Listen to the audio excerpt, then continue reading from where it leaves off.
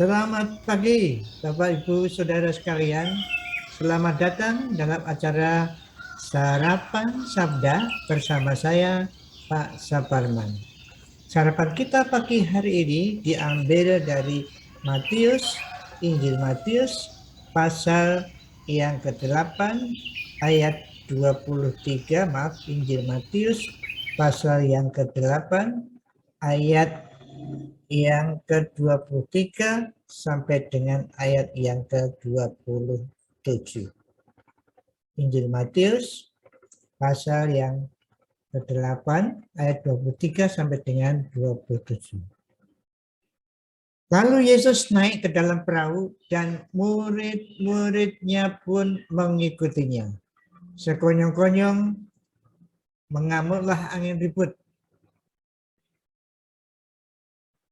di danau itu, sehingga perahu itu ditimbus gelombang, tetapi Yesus tidur. Maka datanglah murid-muridnya membangunkan dia, katanya, "Tuhan, tolonglah, kita binasa." Ia berkata kepada mereka, "Mengapa kamu takut, kamu yang kurang percaya?" Lalu bangunlah Yesus menghardik angin dan danau itu. Maka danau itu menjadi teduh sekali. Dan heranlah orang-orang itu, katanya, "Orang apakah dia ini, sehingga angin dan danau pun taat kepadanya?" Bapak Ibu Saudara yang dikasihi Tuhan Yesus, kita tahu pasal 8, 9 adalah kumpulan dari mujizat-mujizat Yesus yang dikelompokkan oleh Matius jadi satu kelompok.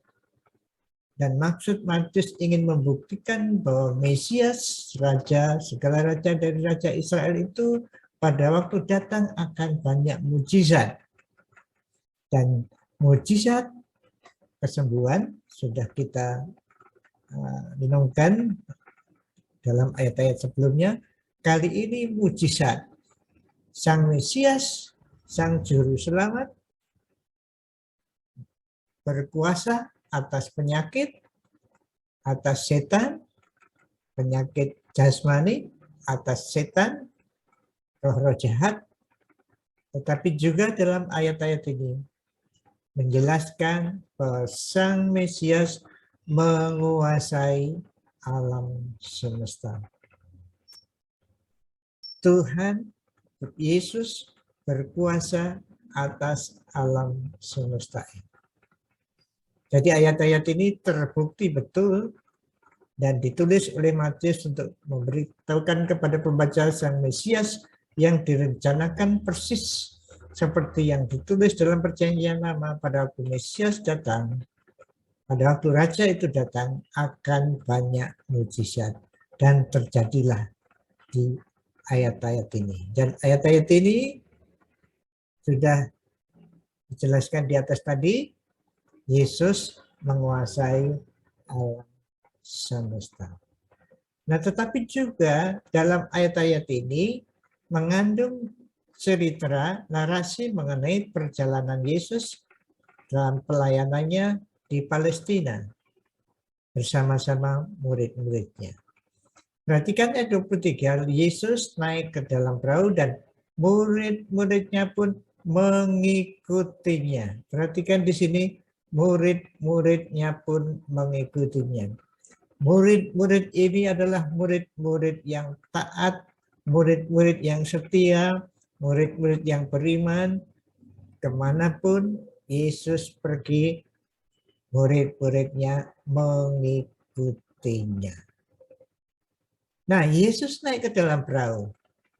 Apakah Yesus ini tahu bahwa bakal apa yang akan terjadi di danau ini? Pastilah Yesus mengetahui apa yang akan terjadi. Apakah Yesus tidak tahu bahwa sekonyong-konyong mengamuklah angin ribut? Tentu saja Tuhan Yesus tahu. Tetapi murid-murid mengikutinya. Memang murid-murid tidak tahu. Tetapi ayat-ayat sebelumnya juga sudah mengatakan, kalau mengikut Yesus jangan berharap kekayaan, harta, harus menomorsatukan Yesus daripada yang lain, maka di sini murid-murid mengikuti Yesus. Dalam hidupnya menomorsatukan Yesus, kemanapun Yesus pergi, murid-murid ikut. Tetapi bagaimana pada waktu mengikuti Yesus itu? Apakah ayam tentrem saja? Betul, ikut Yesus itu ada ayam tentrem. Tetapi mengikut Yesus juga ada banyak tantangan. Dan kali ini ada angin ribut. Sehingga perahunya ditimbus gelombang. Luar biasa ini. Jadi mengikut Yesus tidak selalu enak, tanda petik, dalam arti enak terus tidak ada masalah begitu. Ternyata mengikut Yesus kemanapun Yesus pergi ada masalah, yaitu angin ribut. Nah, pada waktu menghadapi angin ribut itu, murid-murid berteriak ini, Tuhan tolonglah kita binasa.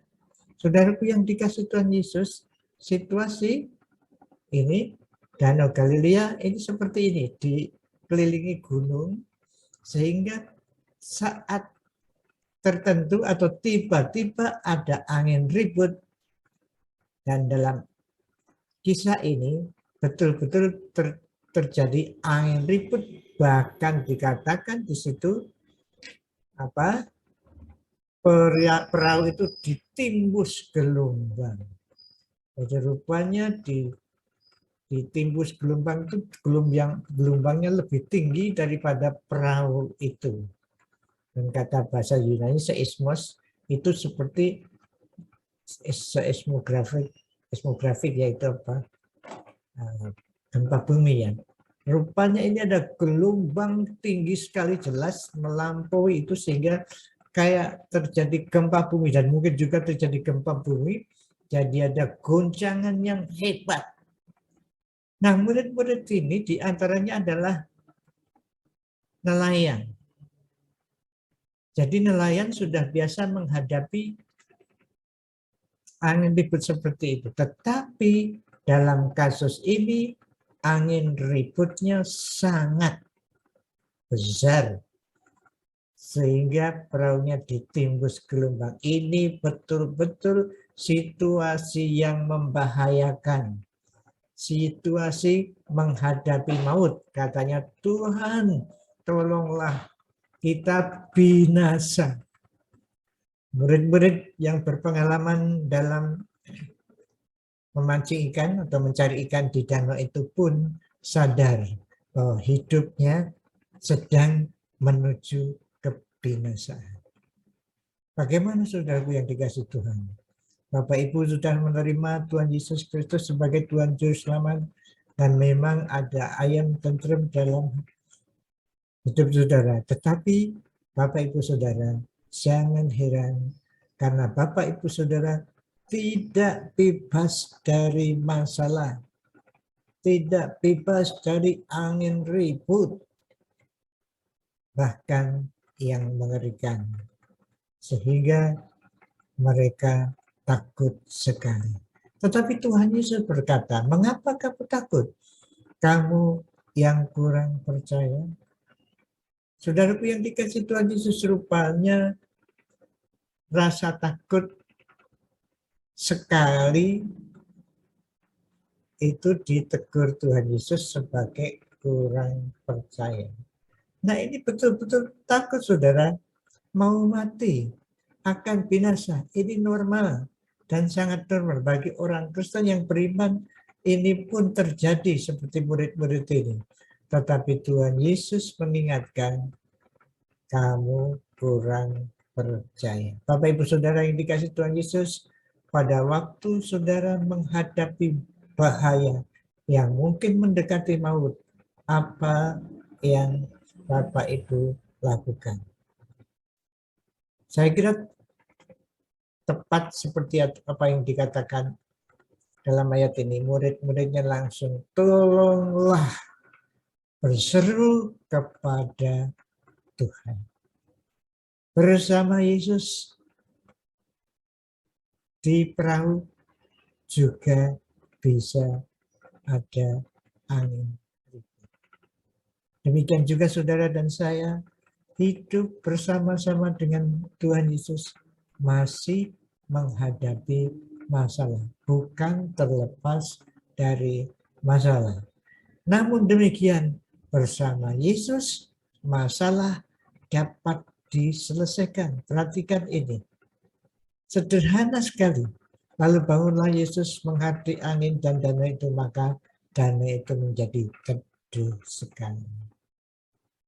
Yesus menguasai angin, menguasai angin ribut, menguasai gempa bumi, menguasai alam semesta ini. Mengapa kamu takut? Mari Bapak Ibu Saudara sekalian, di antara saudara mungkin menghadapi masalah dekat kepada maut. Mari kita berseru kepada Tuhan. Tolonglah Tuhan, tolonglah.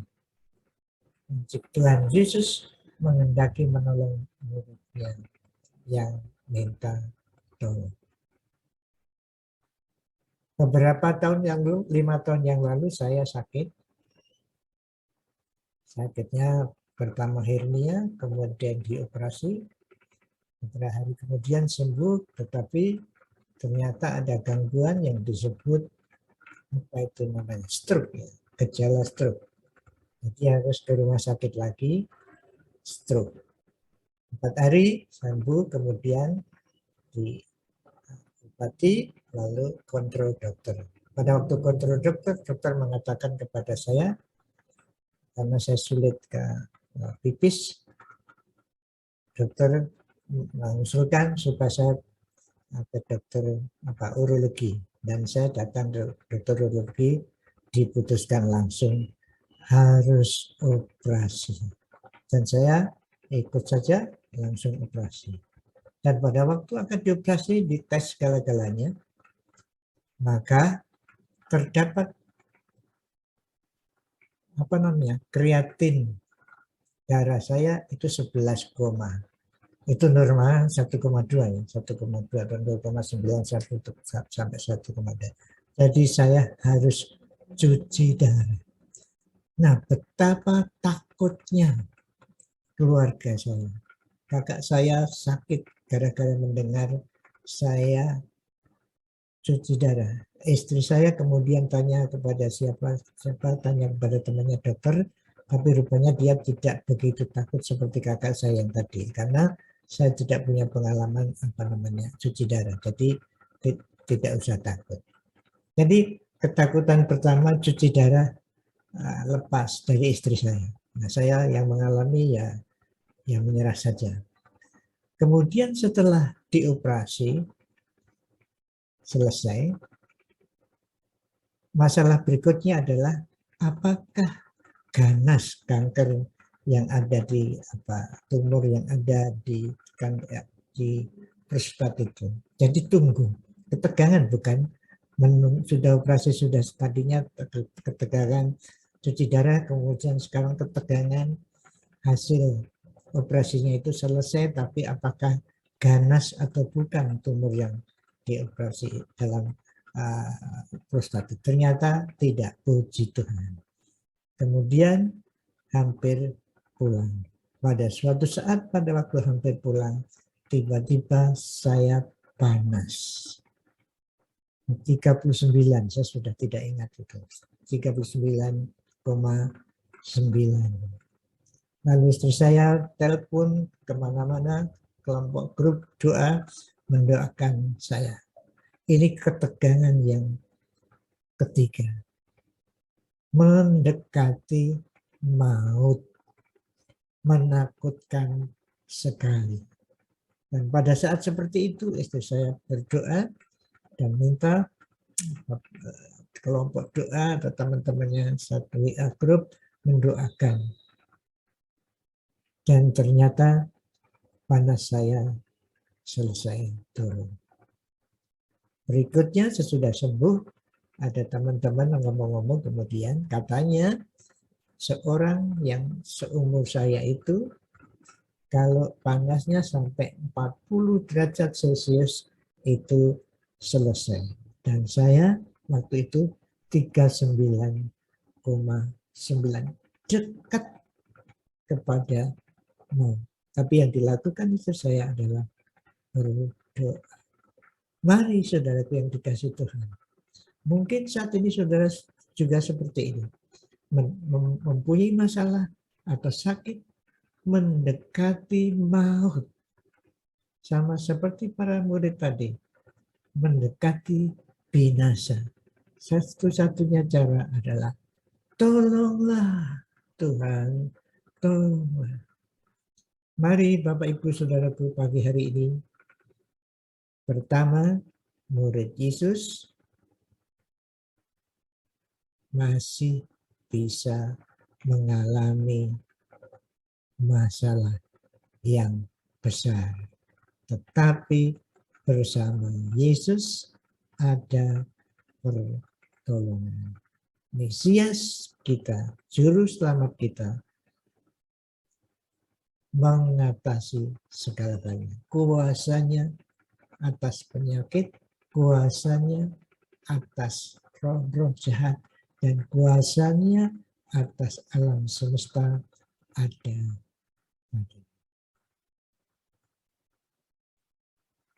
Bapa kami yang ada di surga, Tuhan Yesus yang duduk sebelah kanan dan Allah Roh Kudus yang ada di dalam hati kami bersyukur Tuhan, kami jadi murid-Mu mengikut-Mu. Tuhan, kami mohon kepadamu pada waktu kami menghadapi masalah. Jika ada saudara-saudara kami, para pendengar, penyaksi, ada yang menghadapi masalah besar, seolah-olah mendekati maut. Oh Tuhan, tolonglah. Jadikanlah hati kami tenang, damai, seperti angin ribut yang sudah dihati oleh Tuhan Yesus, sehingga danau menjadi tenang. Tenangkanlah hati kami ya Tuhan, pada waktu kami menghadapi masalah ini.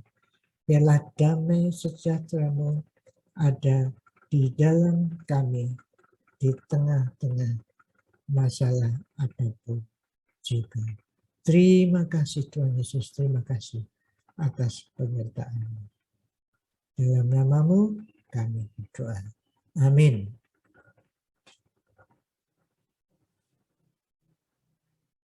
Selamat beraktivitas Bapak Ibu Saudara sekalian. Tuhan Yesus memberkati, Tuhan Yesus menyertai saudara dalam menghadapi masalah saudara hari ini.